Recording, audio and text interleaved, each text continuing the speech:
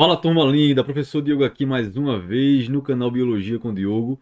E a partir de agora, pessoal, a partir desse momento, nós iniciaremos, certo? O módulo de evolução, certo?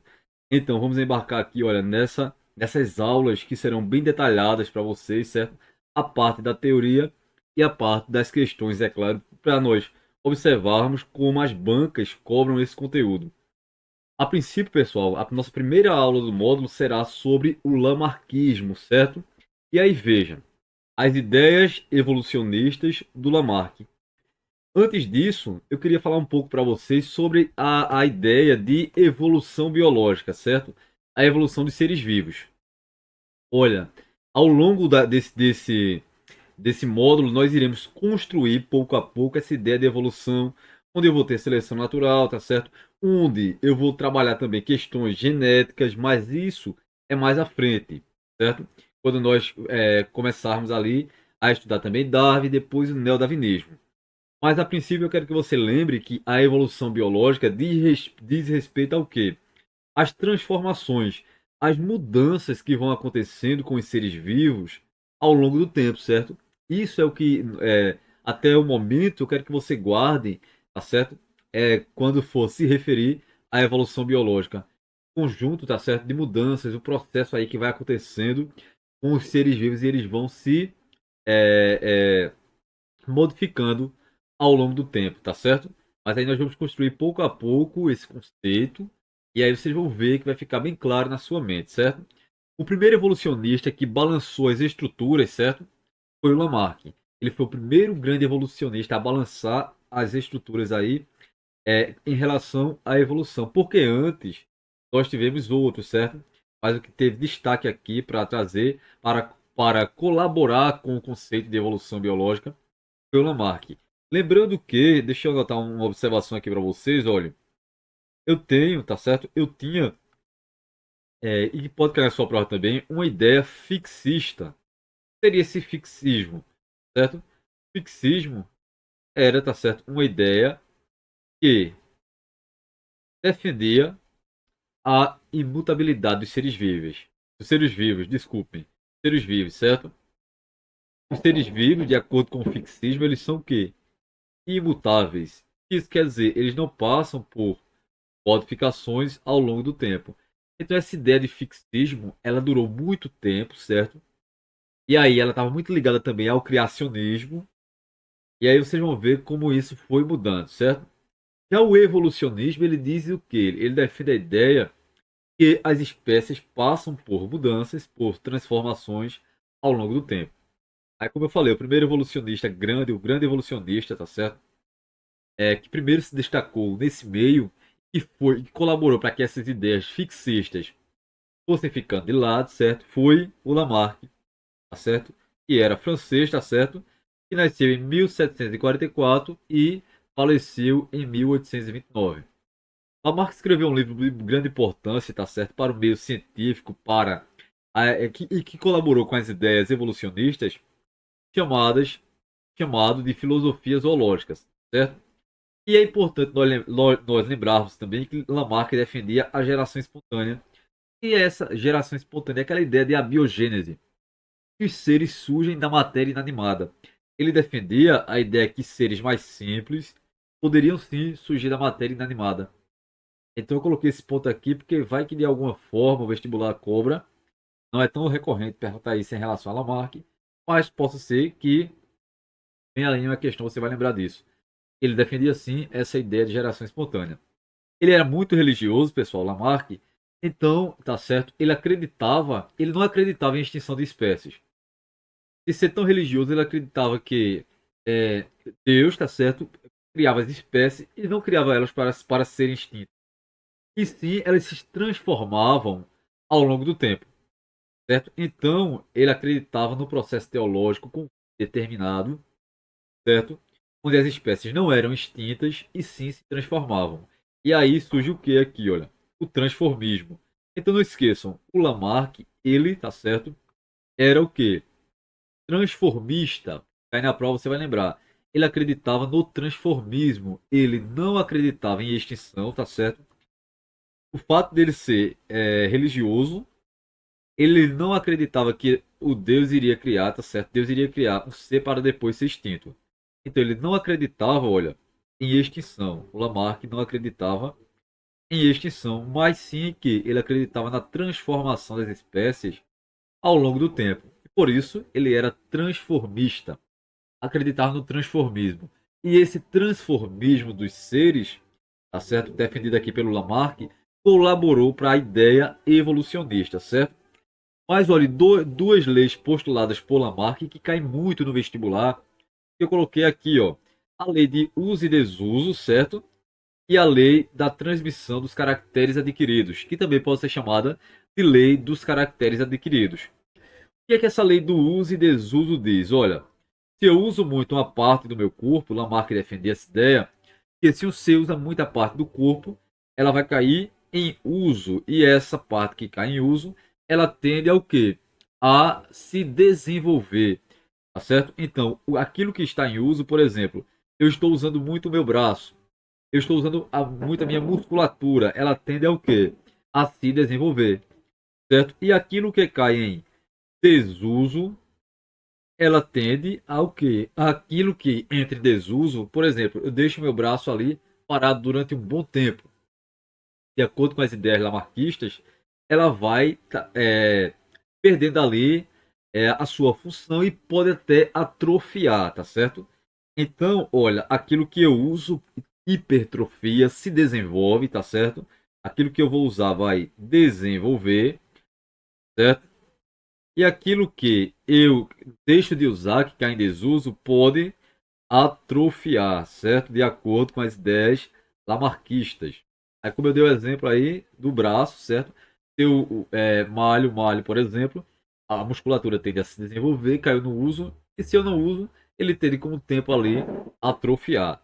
Essa é, tá certo? A ideia, e dá para ser materializada de várias formas, essa ideia da lei do uso e desuso, defendida pelo Lamarck. E ele também, pessoal, defendeu a lei dos caracteres adquiridos, a transmissão dos caracteres, certo? O Lamarck também defendeu essa ideia. Como assim a transmissão dos caracteres? Vejam bem, aquilo que eu adquiro pelo uso, certo? Usei muito uma parte do meu corpo, ela se desenvolveu, os meus filhos também, tá certo? Nascerão com aquela característica. Então, a lei da transmissão dos caracteres adquiridos, ela diz que a característica que é gerada através de uso e desuso vai passar para os descendentes, certo? Isso é o que a lei da transmissão dos caracteres diz. Os filhos vão adquirindo as características que os pais, tá certo? Desenvolveram ali através de uso ou do desuso, certo? E aí ficaram aqui algumas lacunas que nós veremos mais à frente, mas o Lamarck contribuiu muito para dar esse salto aí, tá certo? Nas ideias evolucionistas. Não esqueçam que ele era transformista, ele postulou a lei de uso e desuso e a da transmissão dos caracteres adquiridos. E ele reconheceu, embora tenhamos algumas lacunas, claro, aqui nas ideias de Lamarck, ele já falava da ideia de que o ser precisava, para sobreviver ali no meio, estar apto. Então ele reconheceu a importância do ambiente e do papel evolutivo, embora as ideias do Lamarck sejam diferentes da do Darwin, que nós veremos mais adiante. Mas tanto o Lamarck quanto o Darwin já falavam dessa importância do ambiente para os seres, certo? Então o conceito de adaptação já estava aí, certo? Ligado a essas ideias do Lamarck, certinho? E aí, pessoal, olha aqui uma imagem. O que é que vocês estão vendo aqui, olha? Eu tenho aqui, olha, exemplo de animais citados por Lamarck para explicar a evolução por esforço. A girafas na savana africana com pernas dianteiras maiores que as traseiras e pescoço comprido. Características teriam sido desenvolvidas para alcançar folhas das árvores. Então, de acordo com Lamarck, certo? Sobre essa perspectiva do Lamarck, no passado as girafas tinham um pescoço mais curto, certo? As pernas dianteiras menores. Mas aí, quando o alimento, tá certo? Os galhos mais baixos, os ramos mais baixos foram ficando escassos, as girafas foram se esforçando para quê? Foram se esforçando para alcançar os galhos, a comida mais alta. E aí, então, o pescoço, as pernas entrou em quê? E qual lei? A lei do uso e desuso. Mais especificamente, entrou ali no uso. E aí, o pescoço sendo utilizado as patas dianteiras, as pernas dianteiras ali sendo muito utilizado, tende ao que, pessoal? Tende a se desenvolver. E por isso as girafas hoje têm o pescoço desse tamanho, tá certo? Com todo esse comprimento, de acordo com a lei de uso e desuso. É claro que isso, tá certo? Não está correto, e nós veremos mais à frente por quê. É claro que não foi o esforço que fez com que o pescoço dessas girafas crescessem, mas de acordo com Lamarck, tá certo? Essa ideia aí está bem materializada nesse exemplo. Não esqueçam disso. Aí veja aqui o que, é que eu tenho na imagem B. Olha, na imagem B, flamingos com pernas compridas, desenvolvidas para evitar que penas se molhem durante a locomoção na água.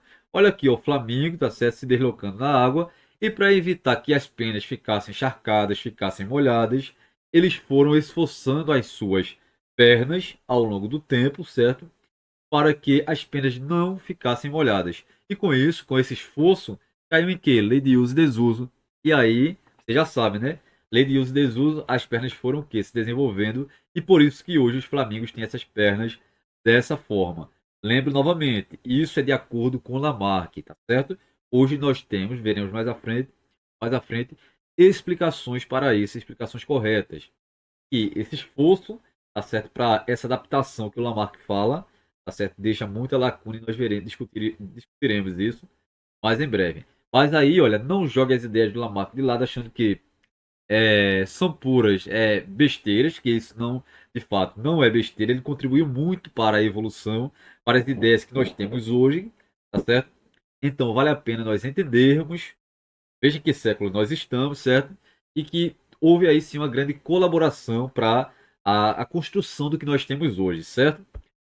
E aí, veja, pessoal, o que é que nós temos aqui? Olha, veja que o Lamarck, como eu disse a vocês anteriormente, ó, ele morreu, certo? Em 1829, século XIX, né? 1829, o Lamarck morre. E aí acontece que em 1834, certo? Século XIX ainda, olha, nasce, quem é que nasce ali? Nasce o Weizmann.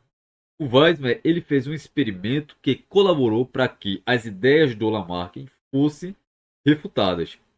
Qual foi o experimento? Eu vou mostrar aqui a imagem a vocês e depois eu volto aqui o texto, a esses tópicos, certo? Olha esse experimento aqui de Weizmann, que foi que ele fez, ó. Ele causou a mutilação de camundongos de várias gerações, de 5 gerações aí de camundongos. Então ele provocou o desuso da cauda por várias gerações. O que é que ele fez, certo? Ele pegava os camundongos aqui, olha, que tinham, tá certo? Que tinham a cauda, cortava, olha, cortou aqui a cauda desse e desse e cruzou, certo? Então ele estava querendo com isso provocar o desuso. Só que os filhotes sempre nasciam com o quê? Sempre nasciam com cauda. Aí depois ele pegava dois filhotes novamente, cortava a cauda, certo? E cruzava entre si. E aí os filhotes nasciam novamente com cauda. E aí ele fez isso, tá certo? Teve vários filhotes, tá certo? Em 5 gerações, e nenhum deles, ainda que eu cortasse a cauda dos pais, os filhos nunca nasciam sem cauda.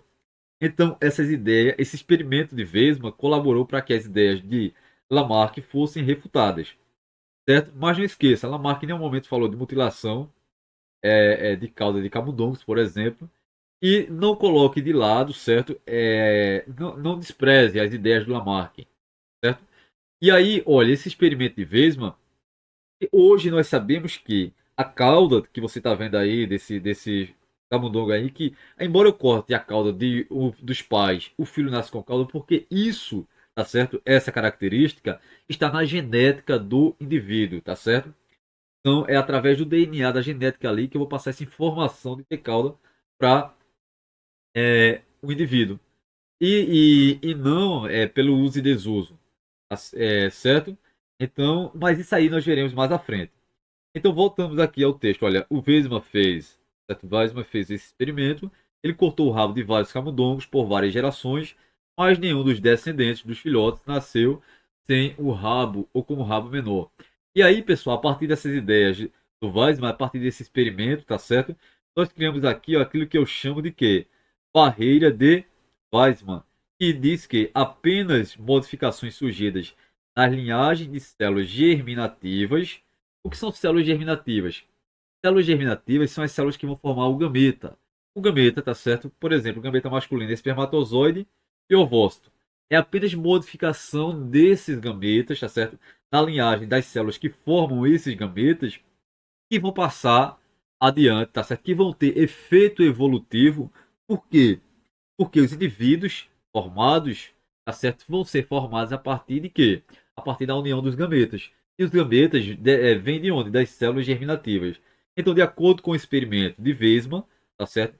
É, posteriormente foi criada essa barreira de Weismann que diz que, tá certo? Apenas modificações surgidas nas linhagens germinativas, de células germinativas, que são células que formam os gametas, é que podem passar para os descendentes. Mas isso foi mais à frente, tá certo? Não foi o Lamarck que disse, até porque o Lamarck não entendia de genética. Pessoal, eu espero que vocês tenham compreendido tudo direitinho, certo? Lembrando que o primeiro evolucionista que balançou a estrutura aí, tá certo? Da ciência foi o Lamarck, teve contribuição muito grande, era muito religioso, tá certo? Era um francês, não esqueçam disso. Colaborou demais para a evolução, era transformista, acreditava que não acreditava em extinção biológica, acreditava que os seres se transformavam, tá certo? E aí ele postulou duas leis muito importantes: lei de uso e desuso, lei da transmissão dos caracteres adquiridos. Eu espero que vocês tenham compreendido tudo direitinho, tá certo? Fiquem bem, continuem estudando, deixe o like se o vídeo foi útil, compartilhe bastante. E na próxima aula nós iremos resolver questões referentes a esse conteúdo, certo? Tchau, tchau!